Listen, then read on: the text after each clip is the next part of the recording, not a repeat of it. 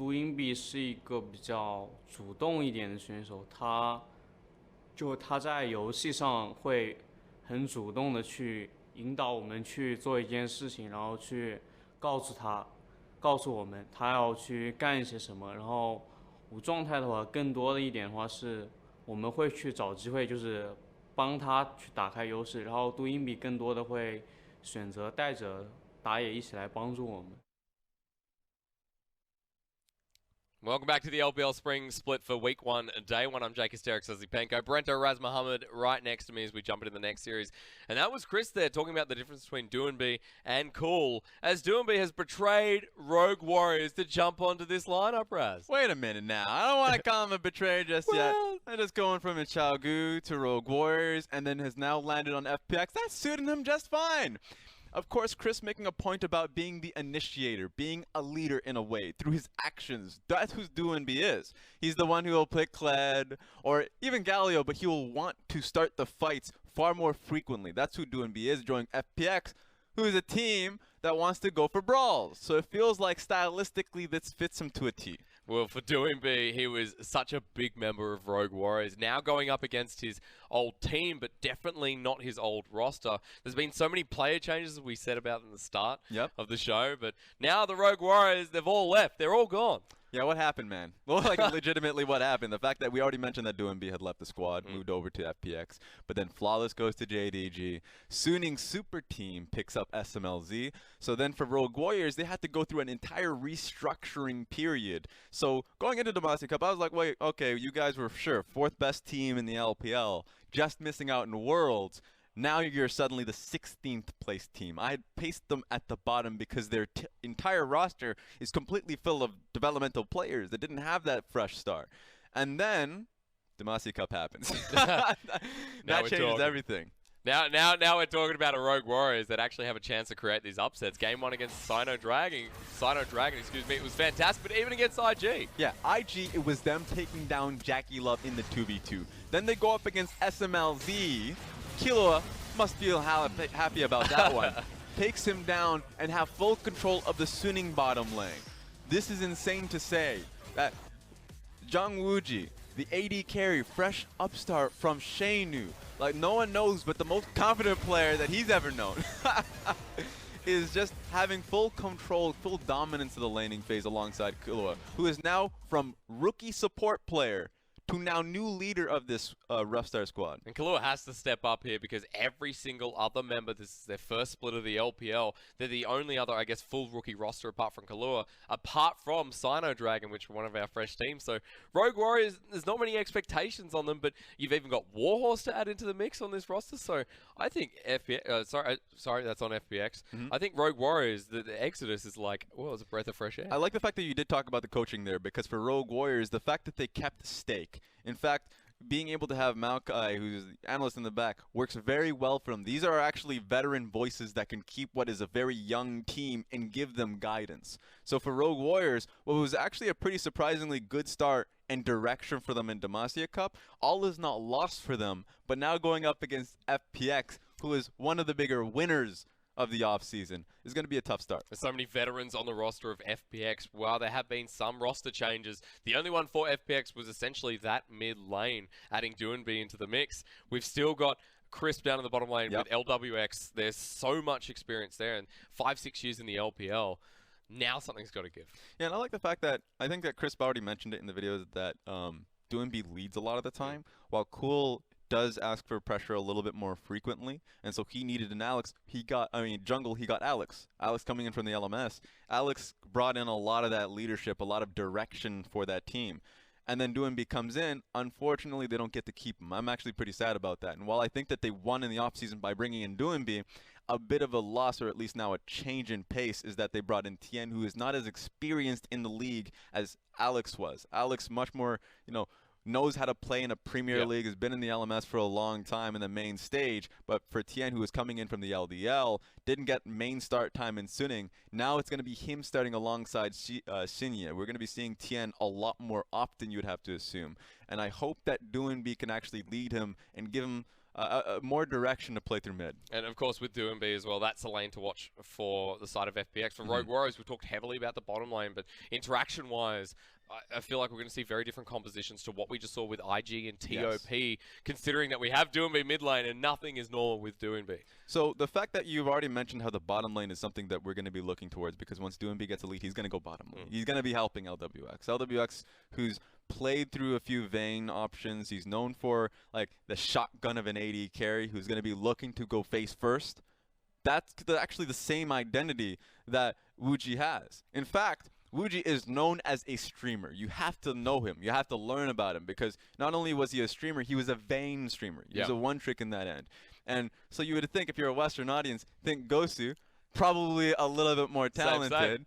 And then in terms of more talented. And then comes into a Premier League and actually has a lot of drive and hype behind him, because he was the best AD carry coming in from the LDL. So he has a lot of hype. And in the interviews that we've read from him, he's actually just super confident in his own abilities. When asked like who he wants to go up against, he's like, I don't really care. Like, he's just not even like Jackie Lavo, he's like whatever. So he's super confident in his own abilities, and I think that's going to help Killua a lot in confidence within his own laning. Because with Killua at the helm, Rogue Warriors, they don't feel like a 16th place team.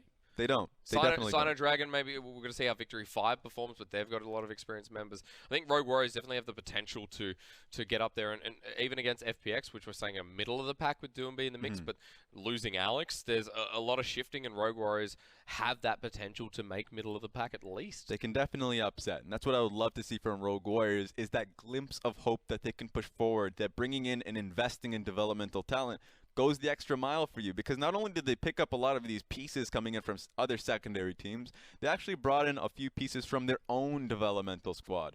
The Rogue Warrior Sharks, now no one really knows who they are, but they're not a successful development team, but they had faith in Jiang Xiao from the top laner, formerly known as Betsy. And I say formerly because they changed a lot of their names. They're now like the traditional warriors, or people of importance in China. That's what they've changed their names to. A few of them changed to the Three Kingdoms. So if you're thinking Chinese historical, that's the Rogue Warriors theme now.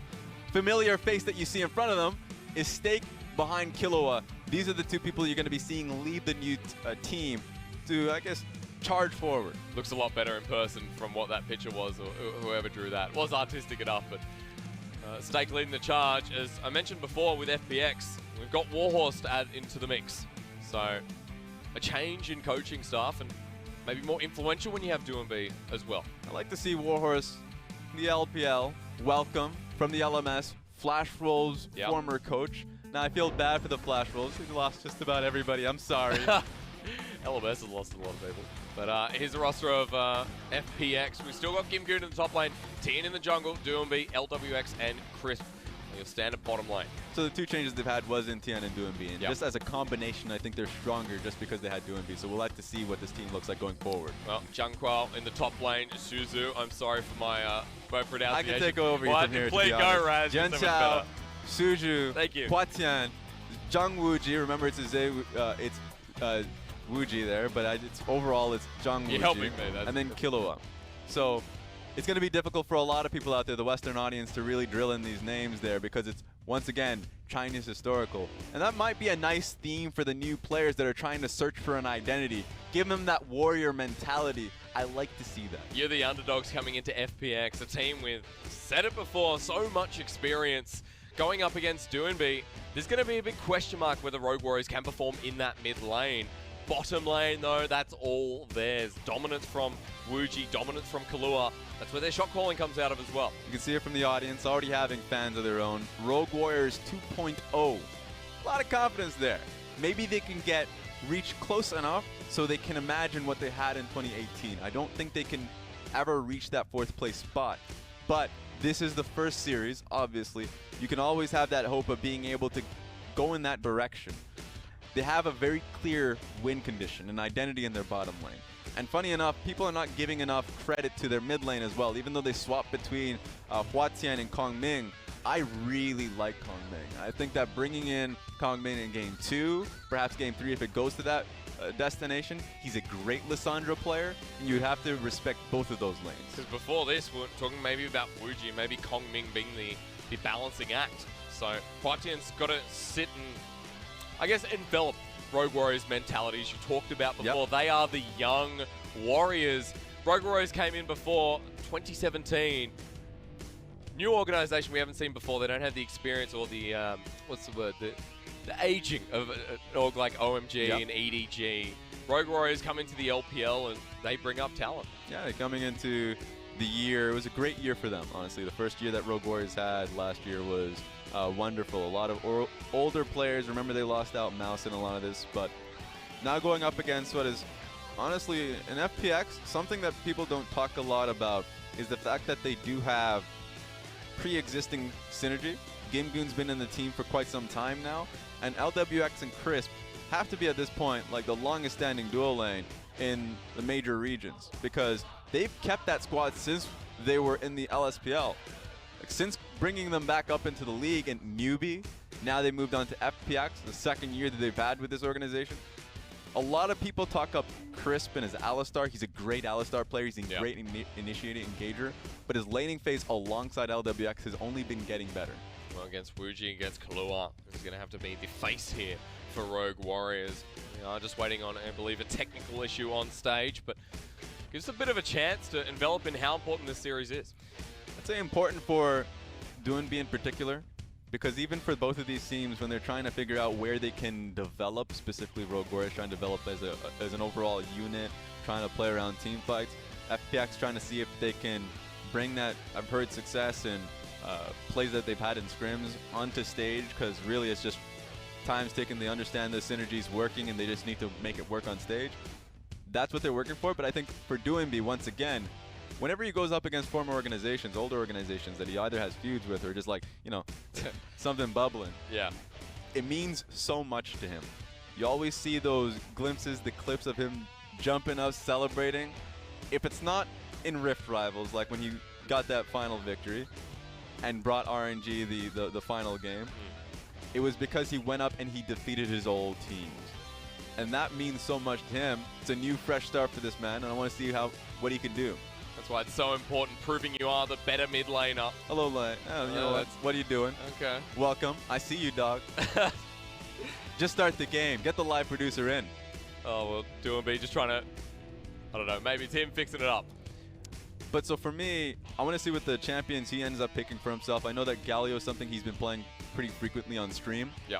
And I know that every team has to be playing. Everyone's playing. Everyone wants to play. I think it's the most important for FPX, because near the end of the season for them, when they were trying to fight for that final spot, and they got it for playoffs, it was off the back of the Galio. They were a team that was pretty rough and tumble in how they started fights. The coordination around their team fights weren't necessarily there, but when they had Cool on Galio, it made it so much easier to rally around that one pick and made their fights so much cleaner. So I think that's, like, if they can somehow orchestrate it, then yes, possibly. But that was with Cool in the mix. That was a different FPX. This is a very different time. Maybe they build more around Doinb to enable some of these flashier picks like the Kled mid, even the Aatrox mid, which has been sitting high and mighty so far. His Aatrox mid is good too. Definitely has a very strong Aatrox mid. He's been practicing his Yasuo. You can tell I've been watching those streams. Yeah. A few streams that are up there, great streamers in there. Jungwooji's another one. He's still pretty confident in playing Vayne as well. Like, you would think that even Uzi has kind of strayed away from it until he gets that one game where he's like, all right, I'm going to do it. The pick ban is good enough. There's enough tanks on that team that can go for it. But Jungwooji is really willing to just go for his picks, and he has a really high win rate in the LDL, so that might boost his confidence just based off that alone. So just based off of headstrong people who will go for their own picks, Doinb and Jungwooji are the two players that can say, yeah, I'll pick a Kled mid in this game and give our team that direction. Why not? Do it in game one. You have the versatility. Even if it goes to a game two against you, you can kind of flip it back around if you're feeling confident enough. We're into the start of the LPL, the second series, and for FunPlus Phoenix, they did not get the chance to play Demacia Cup, so we don't know what this roster is going to build around. We know that Doinb's in the mix, but that's about the limit. I will say that I'm pretty damn confident in what they are looking like. Even though we haven't seen them play in the long off-season break, this unit has had issues in being able to facilitate, get the wars down, play a slower game. At times, Alex was the man who was trying to either speed that up to play to that style or slow it down so they can actually, get some room to breathe and make the right calls. It's only going to be harder now for both of these teams, to be honest. to get the facilitators down right, because both of these junglers are pretty fresh. We already made a mention about Tien and Duenbi. Duenbi particularly goes for the plays first, and then he measures later. The wards come down a little later. And then you look towards Suju. And for me, I think Suju is the weakest performer coming in from Rogue Warriors. Had the hardest run in the Demacia Cup run. I think that his individual play was in question at all times. And so I think for the junglers, both of them, they should be being led by these laners. This is going to be a lane-dominant game. Very different from what we just saw. Well, in a sense, not really.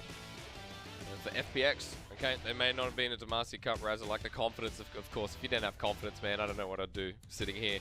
But for Rogue Warriors, I'm still convinced that this rookie squad, apart from Kahlua, led by a stake, they can do so much here in this split. And it's a team that maybe gets underestimated. Maybe they make playoffs once again. 16 teams, and it's harder to distinguish between some of them now. The middle of the pack doesn't seem as well defined. Straightforward. Yeah. I think when you have 16 teams, so many names flying at you, it's very difficult to find out which synergies really come out. I think one team, and I know we're just going to be talking about it a little bit now. We saw Kuro come out as the leader for the team when they were coming out for the initial opening ceremony. Yep. BLG should be much farther ahead than they were in last split. Oh, yeah. Last split, they were just as far last as they could get. It was a rough time for BLG. I thought their spring split was great. I mean, they went to playoffs. But then when the meta changed to something a lot more fast-paced, they couldn't keep up. And then when the meta continued the same way, this split, they really needed to change. And I think the change into Kuro and adding Meteor into their jungle really speeds them up. So I think that's something we'll have to watch out for them. And if we're talking about the landscape of the league now, that how does FPX match up against that? They were barely in the playoffs last time around. Does it get better for them? It should. I think them versus BLG is going to be like the matchup to watch as the split winds down. Maybe against a team like LGD, talking about Korean imports and how the league's shaping up. A team like LGD looks better as well. Maybe they fit more of the style of not style, but rather the placing of a team like FPX with the way that they're situating as we do. Eventually get on to pick and bans between Rogue Warriors and FPX. To start this series off, I think we've waited long enough. Finally excited to get into this one because Rogue Warriors, we said it, 4 rookies, Kahlua, FPX, they're the team of chaos, Raz. And you know me, I love chaos. I just want to see how we start off the big ban. Usually these teams just don't go for the power. They want to leave as many power picks open, but immediately you see the Akali and Aatrox being taken away by Rogue Warriors. And you see the Camille and Zhongwuji's champion of, well, he plays Vayne, but he also plays Caitlyn, so that's the first ban for FPX. Yeah, Caitlyn and Lucian, there we go. Taking away his lane dominance. And LWX is a fantastic Lucian too. This is a lot of Lucian bans just because he does so much within the laning phase. He's a good solo laner as well if you want to take him mid, but more often do you just put him bottom lane, buff up his laning phase strength. And remember, funny enough, Blade of the Rune King got that much stronger if you have an Ornn in your squad now. Yep. So that's something you always have to keep note of. Being able to upgrade so many more items. We haven't seen the Ornn just yet. Haven't even seen a ban of it. Cassiopeia was the last for Rogue Warriors. FPX putting the priority towards the Urgot first pick this time over to the side of most likely Gimgoon, but I don't know. Duenbi plays a lot. Yeah, but at least you could see that the flex picks are already coming through from FPX. That they're willing to say, yeah, Duenbi can pick it up, Gimgoon can do the same. At least get the Urgot pick out there so we can have control over one of these solo lanes. And if they can play their cards right going into second phase, they can have 2 strong lane matchups early. Because they've already picked up another strong what being jungler there for Tian in the Sejuani, which has had a 100% pick ban here today.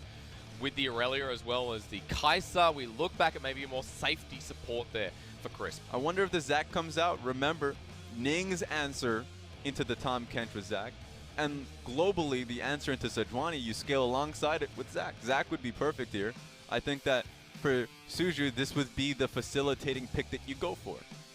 Is Suju going to take the safe matchup, or is he going to do something like Ning where he kind of goes outlandish and picks up something towards more arcane? Gragas always an option as well, but that doesn't mean it's jungle. Probably not. I think it should be. I think it's pretty safe to say it's a jungle just because even though it can go in as a support, I think you would want to get the jungle out early so you don't get pinched there. If you make it so Sejuani is the enemy team's jungle and you don't pick up your own, suddenly FPX can start hammering through the carry junglers, or at least they know Suju well enough to just ban out the Gragas and then ban out the Zac and say that we'll just challenge you in team fights. We'll have to see, because Rogue Warriors still have the opportunity to flex, although it might be slight. Victor is their first ban moving into the second phase, which again is another flex. The Alistar has just been taken away time and time again. Only one game seen today. And this makes it so Rogue Warriors team fighting is a little bit weak now. In terms of if they had both the Alistar and the Kai'Sa, they would be fairly strong and can actually support their dual, their two carries pretty easily, both Huatian and Wuji. Not going to be the case there. What I would like to see is the Braum ban, but not going to be the case. We're actually seeing the Thresh ban here. No, I like the Kled ban though, Raz. Rogue Warriors are saying, we're not going to face that one here today. Sion just smacked down instead. So less questions now about the Rogue Warriors lineup, still where that Gragas is going, but the Sion locked in. You're probably expecting Huatian to maybe take that in the mid lane. That's a Varus. I do like the Varus pickup. They needed more engage options. Sejuani is fine, but you already saw in the series before. Nice to see Doinby picking up the Yasuo. Now that just makes for a spicy composition from FPX. Look at the damage that comes across. 500 IQ from Doinby as always. It's real cool to see here. The great protection in from the Tahm Kench will save out LWX whenever he sees it fit in the bottom lane. But it actually works doubly to actually go and protect Yasuo if he's ever trying to hunt for a pick on the mid lane. So right now, FPX, great scaling composition, I would like to say. While Rogue Warriors, they have a good 1-3-1, great front line, Nautilus being an excellent front line pick. So they're going to be aiming for team fights and trying to protect their AD carry, as expected. Rogue Warriors saw the engage and answered with the Nautilus. Lockdown here from Rogue Warriors is going to be massive. Engage versus engage, and I think we're setting ourselves up for another messy game here, but this time maybe more intentionally in the pick and ban phase. As game one, we've waited long enough and it seems a little bit spicy. You mentioned the 1-3-1 though. Yeah, the 1-3-1 is going to be there for Rogue Warriors. The Nautilus is something I want to see. Whenever we saw the Nautilus at Worlds, it was as a response to the Thresh pick. You can always find options within the laning phase. If Thresh channels his own Q, Nautilus can easily follow and net his own. Here he's going up against the Tahm Kench. I can imagine that to there be for the sticking power. Try and hook somebody, obviously would want to be the Varus, and then stick on him long enough. When Tahm Kench saves him, moves towards his tower, you have your ultimate ready. You can look to dive a little bit more easily. The sticking power seems to be what's the reason for that pick. With a Kai'Sa, you should have enough damage there to secure the kill. Bottom lane denied. And FPX, they'll be looking towards Doinby, the experienced man on the roster. And I'm sure as time goes on, these two teams might be situated towards, I guess, an equal position. Depending on, a lot of people put Rogue Warriors down the bottom. We don't know for sure. We saw them over Demacia Cup. It was a nice surprise. Rogue Warriors still have Kahlua. They still have the leadership in this roster. We just have to see. This is when he's truly tested in that regard, right? Coming in rookie in 2018, immediately put in that position in 2019. I know it's going to make it easier for the supportive staff to be there back in Kahlua. I think that's going to be needed. Going up against FPX to start, though, I know that you know, saying that they're both in that same range, you would expect them to both hit that mid card. It really is on who can grow faster, because FPX having that injection of Doinby to the roster, that's another playmaker that now they have confidence in. Immediately picking Yasuo. Last split, I didn't even see him on that. He was not comfortable on the Yasuo pick, but he played it enough to say, game one, series one, I can do it. Oh, hell yeah. So let's see another game one of Yasuo. It's FPX, it's Rogue Warriors. Here we go.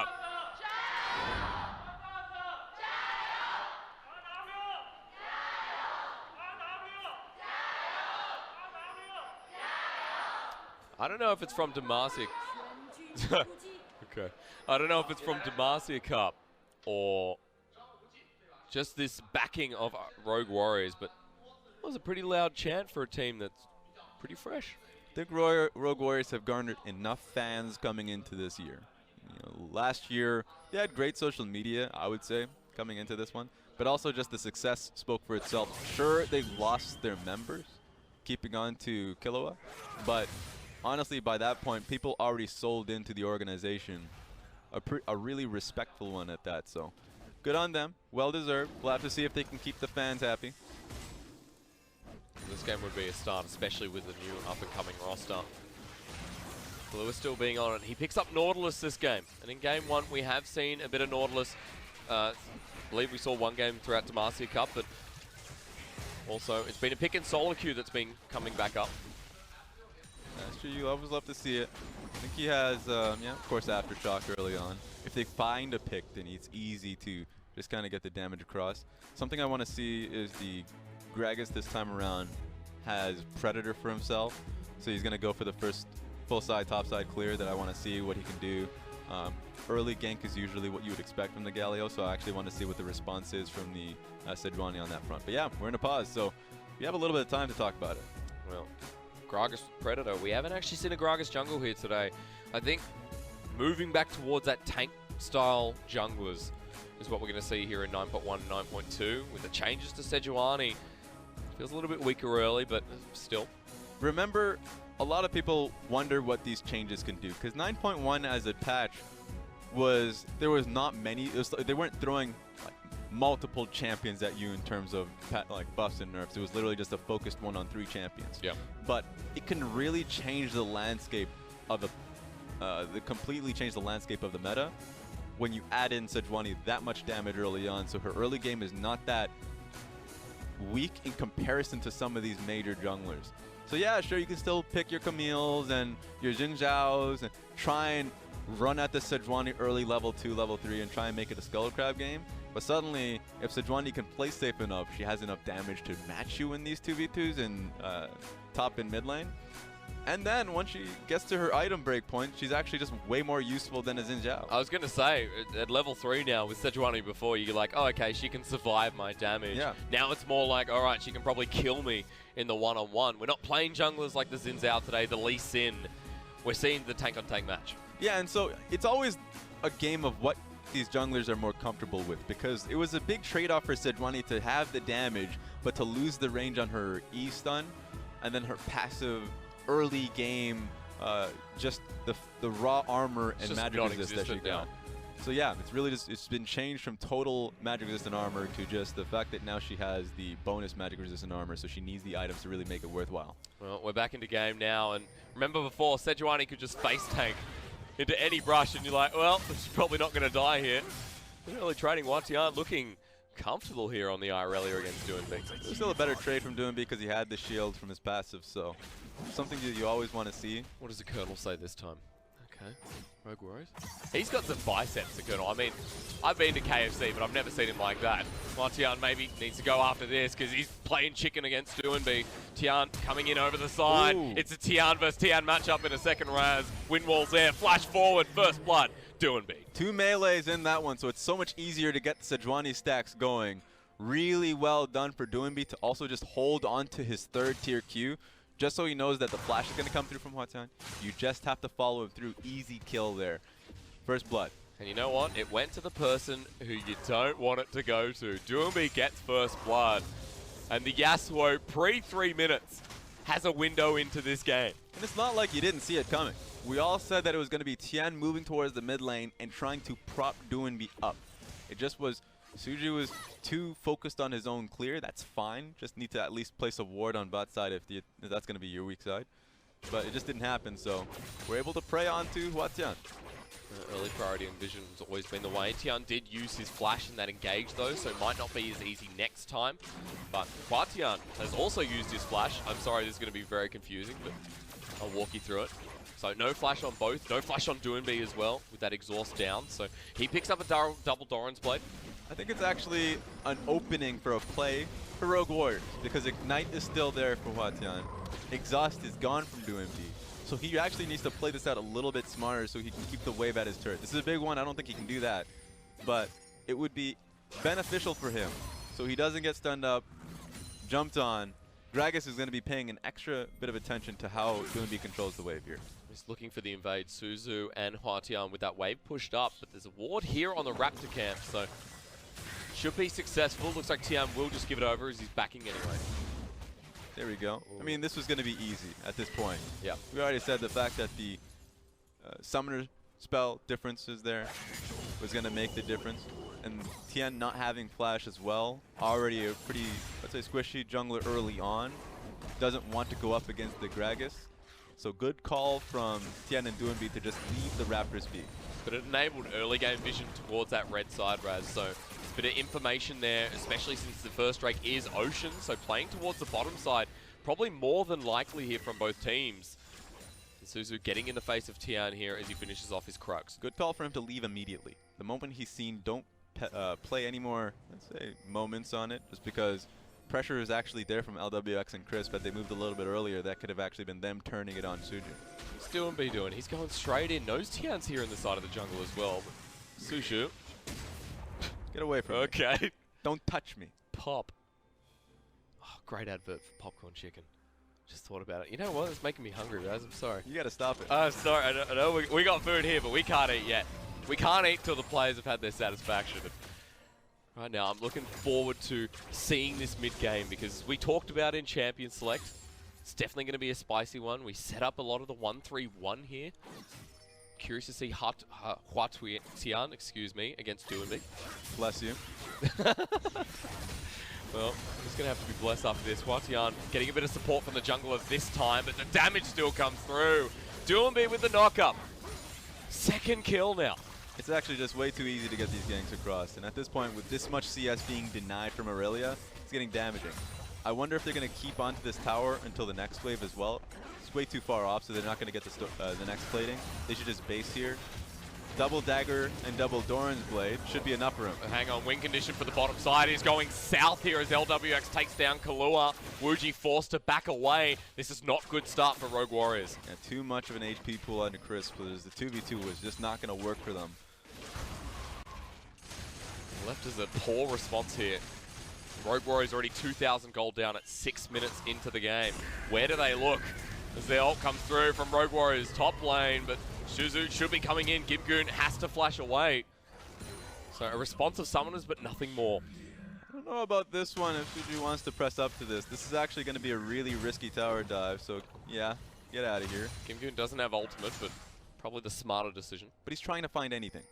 Both mid lane's failing and bottom lane's failing. Top lane was actually in the brink of failing. Gimgoon would have been able to find the kill on that. So you're in a really tough position if you're Rogue Warriors. At least a good back timing is coming here for Jung Wooji, but the issue is that he's still in a CS deficit. It's not working out well for him in what is already a tough matchup. And so if you're Rogue Warriors, you need to find that one pick that will do it for you. Well, what's the first item going to be for Wooji? BF sword picked up, so at least there's some damage into the mix, but sustain for LWX down in the bottom side. Bottom side is where FPX are now playing. The strength being showed with the 2-0 Yasuo, who's already got Berserker Greaves, and they can just walk into the enemy blue side jungle. If they have an idea that this is happening. At the moment, Hua Tian is actually in a safer spot, just doesn't have damage for himself, so if there are any calls to protect blue buff, Gromp, bottom lane tower, not confident that he can fulfill that request. I think this bottom lane tower is just going to go down. Yeah, Wooji backs away as well. No one from Rogue Warriors wants to touch this one at 8 minutes into the game. Think about the gold plating as well with these early snowball lanes. You continue to give away free gold. Second plate not going to go down in this rotation, but just think about when. 1-0 on the Virus. The Cutlass is so dangerous, even with the BF sword in hand for Wooji. Yeah, 4 plates, if it's just one person who's picking it up, that can amount to like 640 gold. That is insane, to be able to just constantly be able to pick up the 160 gold off of each plate and head for a base. And if you're LWX, you're banking. You're trying to go for your Blade of the Rune King, and you're that much closer to being able to fully take control and call for a team fight around Dragon. That changes the game for your team. Get the Blade of the Rune King before 10 minutes as well. That's probably not likely at this point. Well, actually, if you don't pick up boots, maybe it will be. And Wooji's just left there to wonder. Bit of trading underneath turret, confidence from Doinby as always. And take a look at how little vision Rogue Warriors have bot side. They have to completely give this up. Otherwise, they lose their lives. So, I guess he's going to try to pick up the wave here, but if you're any other team, you die here. Issue is Doinby and Tien are going for the dragon instead of going for the dive. No information as a vision as you suggested, so that's a free Ocean Drake. Not that they could have contested it if they wanted. Next one's going to be Cloud. Doomby just walks back into lane and has lost nothing. It's a safe call to just go for Dragon instead. It's just that you know that Jiang Chao does not have teleport. Use teleport to come back topside. He's completely out of the equation. So suddenly it's just a 4v4 if you think of it at best. Huatian is not going to join. Not only is he completely weak, he doesn't have any items underneath him, but he's going to be dealing with the wave that was underneath his tower. So now suddenly, it's a 4v2, 4v3 if the enemy jungle is there. You can take that dive.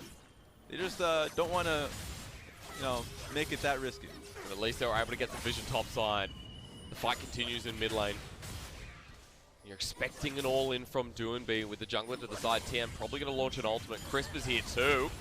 Flash away from Tian. Oh my. It's going to be a long split, but 3 members now sitting mid.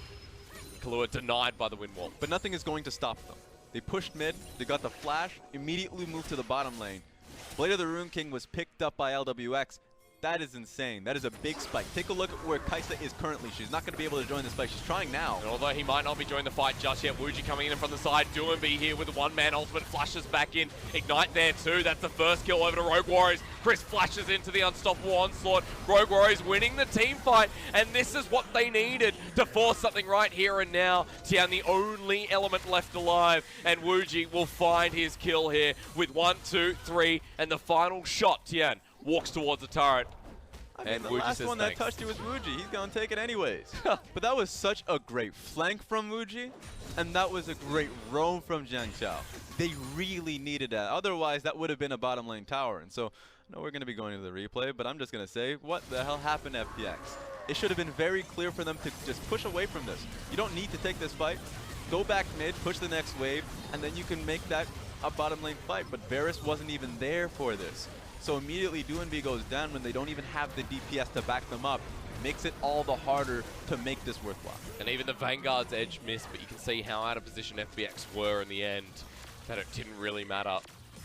Suddenly, Rogue Warriors back into the game after what was an atrocious early game. What was just so well played by FPX. And the kill going on to Jung Wuji. So now Wuji is in a really strong position. Yep. I mean, at this point in time, just needs a few more minions for him to get up to his Storm Razor.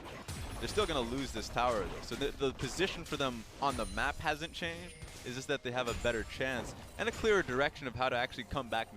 The key to this game is having Jiang Chao leave his lane as he is doing now. He already placed a control ward linking him from the top lane to mid lane, and try and do a rinse and repeat style. As long as Sign is there for the play, then they have a chance. Teleport is now up and available, so that enables him even more. That unstoppable onslaught, not on the longest cooldown as he picks up Frozen Hearts, so bit of CDR to add on top. Kim Goon's picked up his Black Cleaver, but at this point it doesn't matter with a 2-0 Scion that's now getting involved with the rest of Rogue Warriors. That's a beefy Scion. That is a big Scion. The fact that that was just even a thing. Frozen Heart too, because he knows he's going up against a full auto attack team. Even the Sejuani gets hit by that. So yeah, Yasuo, Urgot, Sedge, and the Varus are going to have a tough time dealing with that. Okay, so Frozen Heart, but what else has been picked up across the board? Phantom Dancer, Blade of the Rune King was already there, and Wuji hasn't been able to go back, but looking at right now is Tian just trying to make the same repeat play in mid. Difference is Kahlua's now stuck mid, and for good reason. Huatian feels safe and should be able to clear this wave. We have 30 seconds till turret planes fall off, so thank the Lord for Rogue Warriors that they're not going to be losing that much excess gold on mid lane tower, but that means that the bottom lane tower is 100% under threat. That turns into paper the moment the clock strikes 14. So you can already see Rogue Warriors just in the position to defend this. But LWX doesn't actually find the final hit that would enable that last plate, so that extra gold reduced and denied by Rogue Warriors, at least keeping FPX somewhat in check. Thankfully for Rogue Warriors, once again, I mean, RNG gods are working well for them because next Dragon's Cloud. I mean, Cloud Dragon is still beneficial, gives you the movement speed, so if you're a Sejuani, you can actually do a little bit more with that in your engages, but it's not an Inferno Dragon. And like, especially with the control this team can get with the Yasuo, if you don't have an Earth Dragon, then it makes it easier for you to time your Baron pickups. So FPX not getting their hand on Infernal and Earth Dragon, pretty damn good. And it gives Rogue Warriors more time to get to their key items. instead making a play down the bottom side with this Dragon now coming up. Those key items still not picked up by the carries mid and bot from Rogue Warriors. Turret plating dropped a while ago, but first turret bonus still up and available. 250 gold over the side of LWX with a small lead. Is good, but not as good as it was. They're getting pings on top side too. So with the lead that now LWX is accruing for himself in terms of CS, 150 CS to 118 here for Wuji. Really strong, so just making use of him, bringing him to the top lane, taking that tower down. It's just a rinse and repeat mode. In fact, I would actually say top lane and then go for the Rift Herald, if not the other way around, because Rift Herald is a really good sneak, and you can try and even go for an inner top lane tower. The enemy team doesn't respond well to it. Look at the vision that's just been contested in that Rift Herald. So whoever takes it's going to have to fight over it just a little bit. Swapping lanes around. Jung Chao will be going towards that bottom side. Hope I made you proud with that one, Raz. You definitely did. Thank you. Improvement every day is better. So Phantom Dancer on Doing Beat, still looking to force that fight with that one item Yasuo. Vision now being cleared out by FPX, so they still have priority top side, but Rogue Warrior is able to contest. Take a look at this. So Sion is in the bottom lane pushing, but he has his teleport available. Gimgoon doesn't need to use that. In fact, FPX are saying that we're going to be doing two things at the same time. If you push us away from mid, you've already taken Rift Herald down to a close enough margin to just double in on it. So that's what they're doing. Kalua should be able to find a hook though, so this fight can start quite easily. Suju there, ready for body slam. Rift Herald is very, very low. Kalua misses though, Chains of Corruption does not. They secure Rift Herald, but can they secure the fight? Kalua caught out the front and back. Gimgoon, fear beyond death on 3. Jun Chao runs in, but maybe it's too late with the Vanguard's edge onto the Urgot. Look at LWX. The one item virus makes the difference here in this fight, and Doomby does what Doomby does best. He runs forward, he thinks he's cleared, even forces a flash from Wuji. They're still chasing him until eventually they know that they've won the fight. That was such a smart fight too. Honestly, it was just FPX saying, we'll play it slow and wait for Nautilus to act. He throws out his Q, they lock him down, and it was Gimgoon who made it so difficult for the Rogue Warriors carrier to follow up. So that's immediately one player down, and FPX cleaning up right after. And the chain reaction, 2 turrets mid. FPX finally push ahead in this gold. And you can see again the confidence in these fights and how big LWX truly was as we take a look once more. So Rogue Warriors, the moment that Killua loses his Q, they engage on this. They can play this one out slowly, recognize that Killua, yes, is that squishy, and then make use of him so you get the fear on top of Kai'Sa. She's not going to be involved in any of this. Her tanks are already dead. Both Nautilus and Gragas dead. She has to run. She has no one to protect her. Doomby just strolled into that fight like he was just walking through a park on a Sunday morning. He had a time of his life and he's been able to pick up the fist, so that means he's coming towards the Sterix gauge soon too. This mid lane seems to be the matchup that we were focused on, or it was. It seems to be the matchup that we'll continue to focus on as Doomby with a 450 gold bounty on his head. Aurelia still does not have her Trinity Force. This is how irrelevant she is currently. So we've gotten to a point where you don't have any real damage dealers. Zhang Wuji still needs time to get towards his Rage Blade. So if your 2 items not there for Wuji, Huatian still haven't even completed his first major item, then you're just trying to at least slow the game down, but it hasn't been the case as the towers has already been blown right open. Gimgoon turret for the Dragon. It was a cloud picked up by Rogue Warriors. Next one is the Mountain. As you said before, only components there of the Trinity Force. And at this point, FPX are dominating this game.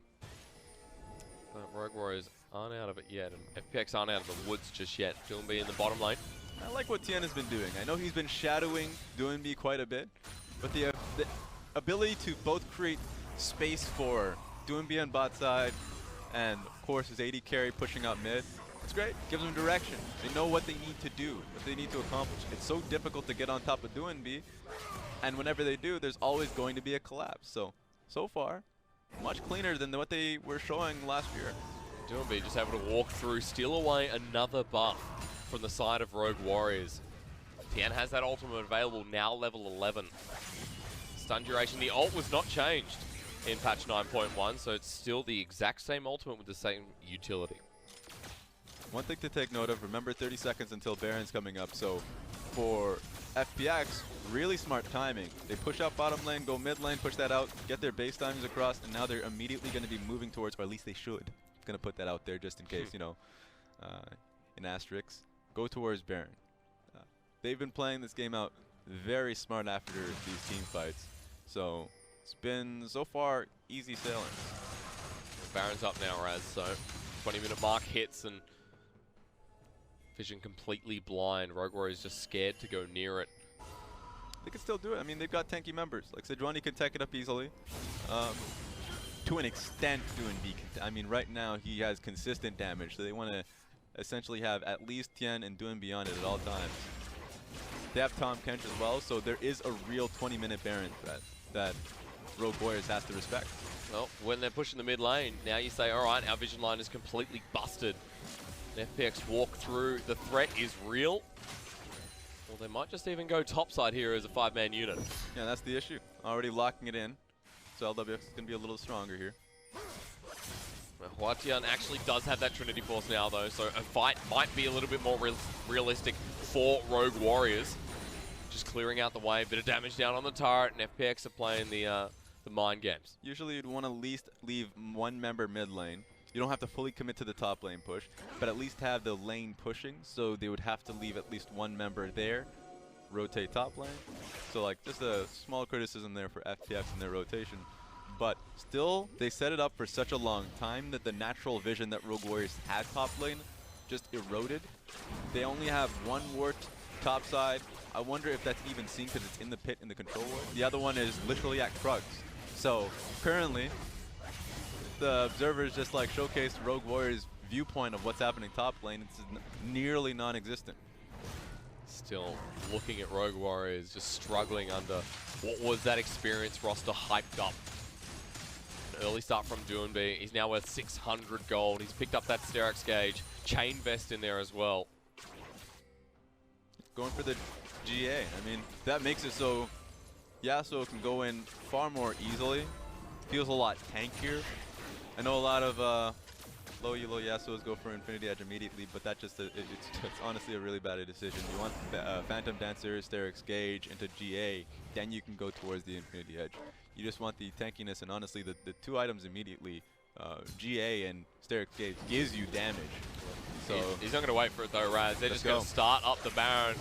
No vision, no worries. Well, that's what Rogue Warriors are saying, but I wouldn't be. Scrying gonna spot it out.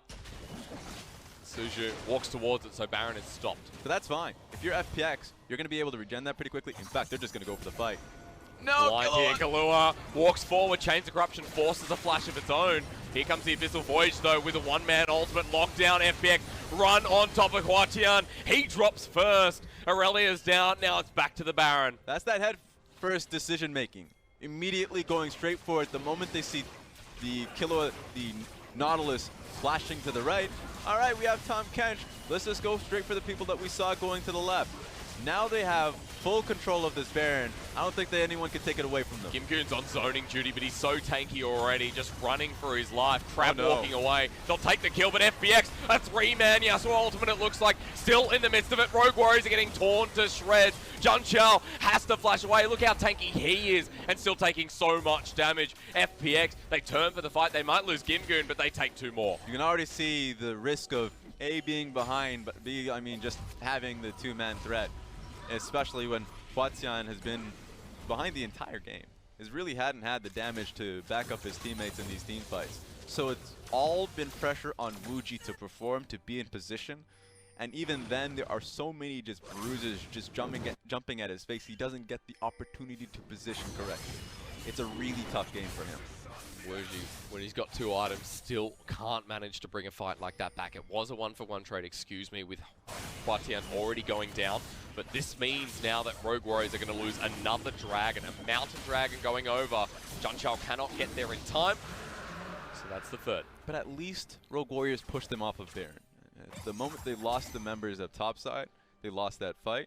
But the real worry is that FPX gets Baron, they base, they just head straight towards the mid lane inhib turret and inhibitor, and it feels like lights out. But that was stopped. That was stalled out. Now Rogue Warriors sure can give away the dragons. Once again, it's an infernal dragon. I mean, it's the Earth Dragon. they were already paying attention to the Baron anyways, so that wasn't already a worry. They just stalled the game, so now Aurelia can at least get to a stage where she could upgrade her Tiamat, go into a Titanic, be a little bit healthier, and a real threat to LWX. But how much longer can they stall it? Because now at 25 minutes, FPX clearing vision once again will look to threaten this Baron. Rogue Warriors setting up and getting ready.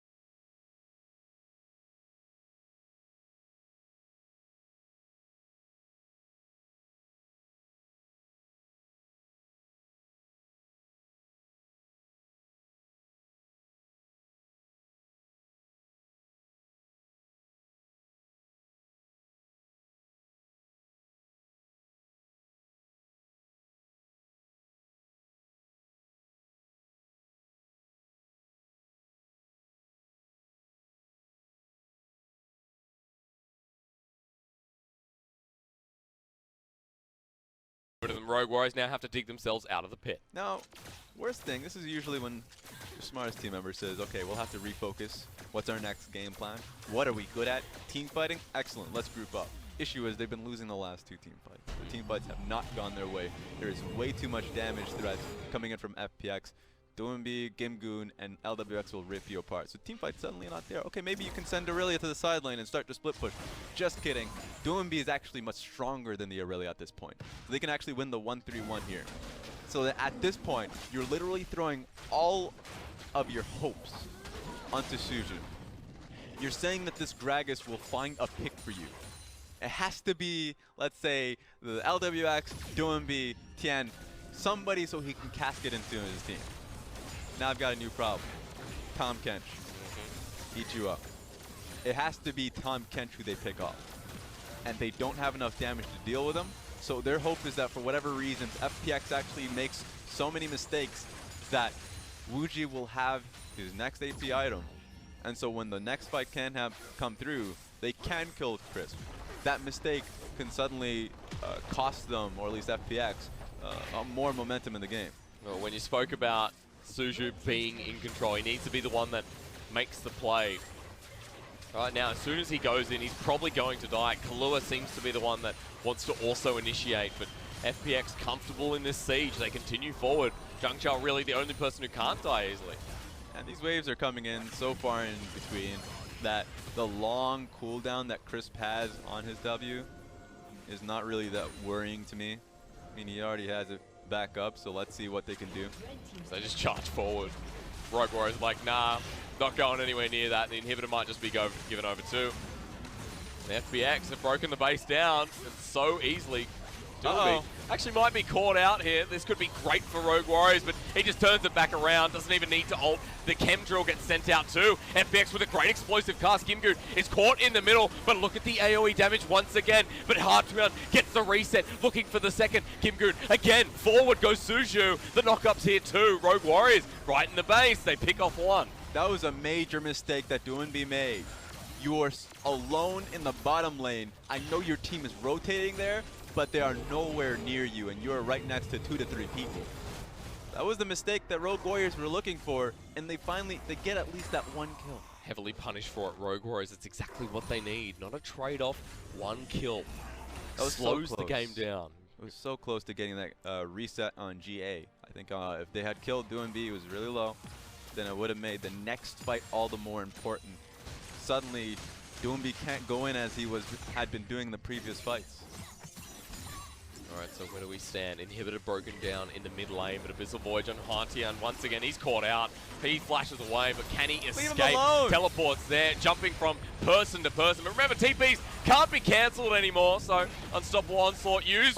Wuji jumps in, he gets the GA, but that's onto LWX. Oh boy. at least he popped the GA, I guess. Like, that was really sick, actually, being able to pop GA. We were just talking about the effects of being able to pop GA on Doinby. Popping GA on LWX means that, once again, can't be nearly as confident walking in, because that's all FPX have been doing. They've been rolling on the confidence of their bruisers, their tanks, and that their carries have GA on them. Alright, so 1 GA down, but Raz, Doinby still got his. Top lane turrets next, baby. Doinby jumps right into Jung Chao. There's no damage, but no worries. He's now taking so much from LWX, and FPX charge forward into the base of Rogue Warriors. The top laners are doing their own thing, but Doinby sets up nicely. Kahlua and Suju running for the hills. FPX get re-engaged on with the Vanguard's edge, but Huatian still just does not have enough damage with these 2 items. Tries to lock down Chris, but LWX is out, and free hitting gets deleted immediately. And for FPX, that's going to be all she wrote. Rogue Warriors getting crushed inside their base. Jung Chao is next, but they're just going to go straight for these Nexus turrets. They're going to go straight for game number 1 and set themselves up as a successor here against the newbies of Rogue Warrior. Kahlua not making a difference. And you know what? We got exactly what we expected from the carries of LWX and Doinby. Raw talent, look for fights, come at us, and we'll see how it plays out. Working very well for Doinby and LWX, but then we got some little bit of a surprise from Tien and also from the support Crisp. Now, we've known what Crisp is able to do on engaged supports. I've been a little bit hesitant on the supporters, like the supports that don't look for fights necessarily, though he's been doing a lot of that in the later portions of the game as his ultimate. Oh, of course. But being able to protect his AD carry when they're looking for setups, looking for a siege on tower, he just sits still, waits, and that's why the damage chart for LWX was skyrocketing. He felt comfortable doing that. Blade of the Ruin King in what, I think 13 minutes, maybe even less. LWX was online and ready to go, but the story started with Doinby. I think it still ended with him. He still had a mid laner's performance as we expected against Huatian, who just couldn't get on the board. It was way too long for him. I know that by the time he was actually trying to threaten for a tower, it was 14 minutes. You're not getting much gold back for yourself. By that time, LWX and Doinby had already been fully pushed gold-wise. They've been reaching their item. Phantom Dancer and Blade of the Rune King were 2 of the major items that we saw from 2 of the carries. So it was really rough for Huatian. And I think that's a really good thing for FPX, that as the game went on, they didn't give Huatian a chance to farm safely on side lanes. They were always on to the next objective. This is a good sign for them. I think it's a good sign for Tian, especially you had a lot of concerns with Alex leaving, and now Tian filling the role. FPX in Game 1 look pretty clinical. We'll see if they can do it again as we have a short break for Game 2.